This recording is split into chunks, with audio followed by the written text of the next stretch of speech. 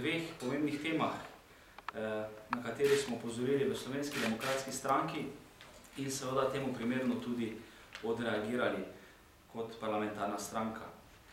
Sami veste, da je Ministrstvo za izobraževanje, znanost, šport in mladino 5. januarja vse osnovne šole v Sloveniji z obkrožnico obvestilo o nujnosti varčevanja in dodatnih varčevalnih ukrepih na področju izobraževanja. To pomeni, da se s 1. januarjem 2015 tudi ukinilo financiranje učne pomoči.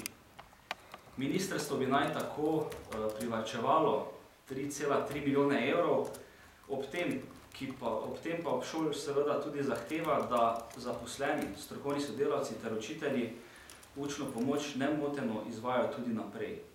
Menimo, da gre za prelaganje dodatnih obveznosti, tudi stroškov na zaposlene v šolstvu, na same izobraževalne institucije, ob tem pa bo to imelo kritične posledice tudi na mlade oziroma osnovnošolce, ki potrebujejo učno pomoč. Vlada Mira Cerarja govori, da uspešno varčuje in ne varčuje na račun socialno ogroženih posameznikov. Ocenjujemo, da bodo s tem in podobnimi ukrepi, ki se napovedujejo, ranljive skupine postale še bolj ranljive, bolj odrinjene ter bolj šibke. Ob varčevanju na najbolj ranljivih pa se dogaja povečevanje števila ministrstev, povečuje pa se tudi zaposlovanje v javni upravi. Zato smo danes na predsednico odbora za izobraževanje, znanost, šport in mladino, gospo Mirjam Bon Klanjšček, naslovili zahtevo za sklic nujne seje odbora za izobraževanje, znanost, šport in mladino na temo nepremišljenega varčevanja na področju izobraževanja. Ministrica je večkrat v zadnjih dneh v javnosti napovedala tudi nekaj konkretnih varčevalnih ukrepov na področju izobraževanja, ki so po našem mnenju nepremišljeni ter bodo pustili dolgoročne in nepopravljive posledice na področju izobraževanja, predvsem pa seveda na mladih. Zato menimo, da je potrebna resna razprava in pa dodatni premislek. Čudi nas tudi relativno mlačen odziv s strani sindikata vzgoje in izobraževanja. Glede na izkušnje iz časov vlade Janeza Janše, bi v primeru, da bi na mestu predsednika vlade sedel Janez Janša, bi zagotovo spremljali množične proteste pred vlado, državnim zborom in verjetno še kje. Predlagali smo tudi, da odbor za izobraževanje, znanost, šport in mladino po končani razpravi na nujni seji glasuje oziroma sprejme naslednje 3 predloge sklepov. Prvič, odbor za izobraževanje, znanost, šport in mladino se seznanil z nepremišljenimi varčevalnimi ukrepi na področju izobraževanja, znanosti, športa in mladine. Drugi predlagan sklep je: odbor za izobraževanje, znanost, šport in mladino poziva Ministrstvo za izobraževanje, znanost in šport ter mladino, da takoj prekliče izvajanje okrožnice številka 60350 22/2014. Odbor za izobraževanje, znanost, šport in mladino poziva Vlado Republike Slovenije, da zagotovi zadostna finančna sredstva za delovanje Ministrstva za izobraževanje, znanost, šport in mladino ter poišče rezerve na drugih resorjih. Dovolite mi, da zaključim, da seveda tudi več kot nekorektno, da ministrica Setnikar Cankar v okrožnici niti ni navedla, do kdaj bi naj predviden varčevalni ukrep ukinitve učne pomoči veljal. Menimo, da so vsi 3 predlogi sklepov korektni, konstruktivni in nekako vlado pozivamo, da si neha metati pesek v oči, glede na to, da se tudi minister Koprivnikar pohvalil, da so z izplenom pogajanj, ki so se seveda vezala na varčevanje v javnem sektorju, zadovoljni. Torej, če jemljemo otrokom in najbolj ogroženim skupinam, menimo, da to ni primerno in je daleč od tega, da bi bilo korektno, kaj šele pošteno in pravično. Kot drugo bi tudi rad povedal, da smo danes v parlamentarni proceduro oziroma zakonodajni postopek vložili predlog zakona o ukrepih na področju pripravništva. Kot veste, smo v zadnjih tednih v Državnem zboru v poslanski skupini Slovenske demokratske stranke vložili v proceduro in predlagali že dva konkretna sistemska ukrepa za ukinitev volonterskih pripravništev, s katerim bi mladim zagotovo izboljšali položaj na trgu delovne sile. Žal je vlada Mira Cerarja in tudi seveda ministrica dr. Anja Kopač Mrak zavrnila oba naša konkretna predloga, ki sta bila tudi odprta za usklajevanje, zgolj in samo zaradi tega, ker sta bila to predloga Slovenske demokratske stranke. Menimo, da na področju reševanja problematike mladih in pa odpravljanja volonterskih pripravništev ni prostora za politični prestiž, ampak je predvsem pomembno, da končno naredi slovenska politika tudi kaj za mlade. Zaskrbljeni smo tudi nad dejstvom, da ministrica za delo, družino, socialne zadeve in enake možnosti, dr. Anja Kopač Mrak, o problematiki volonterskih pripravnikov govori že 2 leti, kar je ministrica, do danes pa ni na tem področju storila niti nič.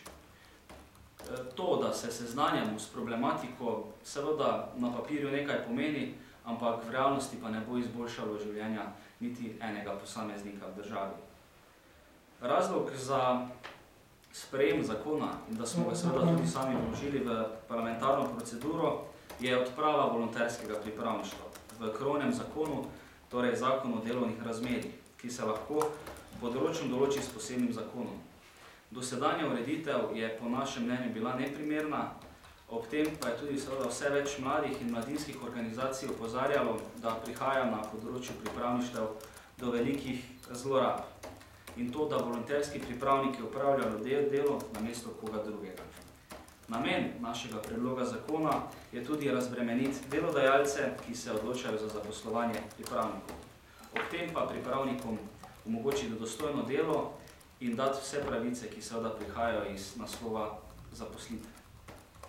Z našim predlogom zakona se določa tudi sprejem politike izvajanja pripravništva strani Vlade Republike Slovenije za obdobje 5 let z namenom zagotoviti transparentne, stabilne, srednjeročne ukrepe na področju izvajanja pripravništva v Republiki Sloveniji.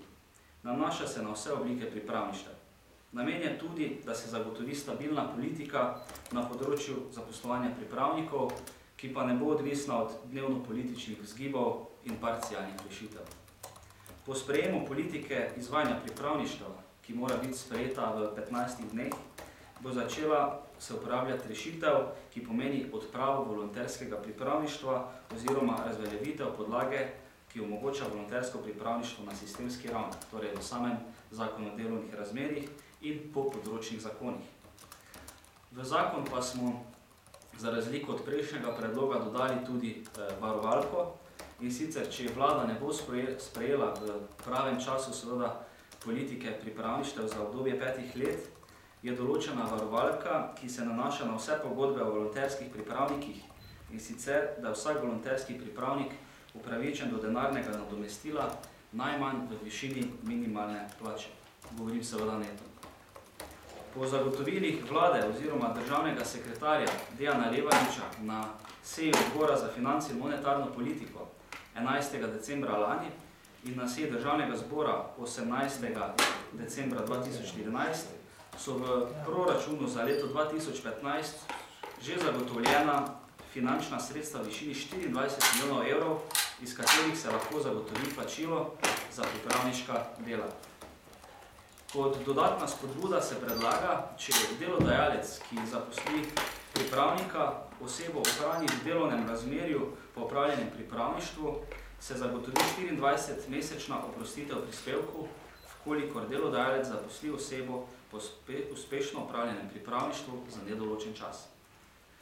Dovolite, da na kratko povzamem cilje našega predloga zakona: zagotoviti delovna razmerja za vse pripravnike za čas pripravništva, spodbuditi in razbremeniti delodajalce pri zaposlovanju pripravnikov, omogočiti lažji oziroma takojšen prehod v delovna razmerja in pridobivanje delovnih izkušenj za tiste, ki so pridobili poklicno kvalifikacijo, in seveda tudi zagotoviti zakonsko podlago in obveznost Vlade Republike Slovenije za sprejem politike izvajanja pripravništva z merljivimi cilji ter merili, in kriteriji za dolgoročno ureditev sofinanciranja pripravništev. Načela, ki seveda zasleduje temu zakonu, so: vsako delo šteje, zakonodajalec ne more opredeliti dela s posebnimi zakoni, ki so obvezna za pridobitev poklicne kvalifikacije ter niso plačana, zasleduje se načelo socialne države, in sicer to tako, da se zagotovi plačilo za opravljanje dela, ter razbremenimo delodajalce pri zaposlovanju pripravnikov. Enako kot v predlogu zakona o interventnih ukrepih na področju trga dela in starševskega varstva, za ukrep oprostitve plačila prispevkov za delodajalce ni potrebno zagotoviti dodatnih finančnih sredstev v proračunu. Gre za sistemski zakon, ki ureja vse zakone z področja pripravništev, ob tem pa nima negativnih finančnih posledic na proračun.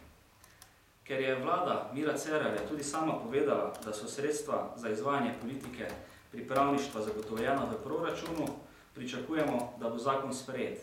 Ob tem pa seveda izražamo tudi pripravljenost za usklajevanje in dopolnjevanje samega zakona v zakonodajnem postopku.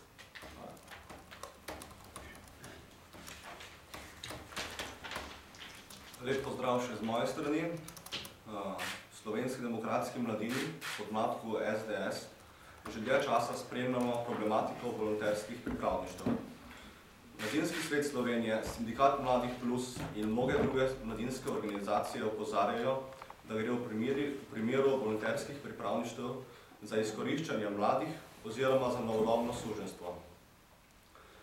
Ko v Sloveniji govorimo o neplačanih pripravništvih, moramo najprej ugotoviti, da je področje povsem neurejeno. Podatkov o tovrstnih izkoriščanju mladih ni. Neplačanega dela pa je z dneva v dan več. Tako v javnem kot v zasebnem sektorju. Država pa se neplačanih pripravništev poslužuje dobesedno, sistemsko. Pripravnike, ki za svoje delo niso plačani, čeprav je po zakonu pripravništvo obvezno, najdemo v šolah, vrtcih, zdravstvu, na finančni upravi in številnih drugih ustanovah, ter jih je trenutno 831.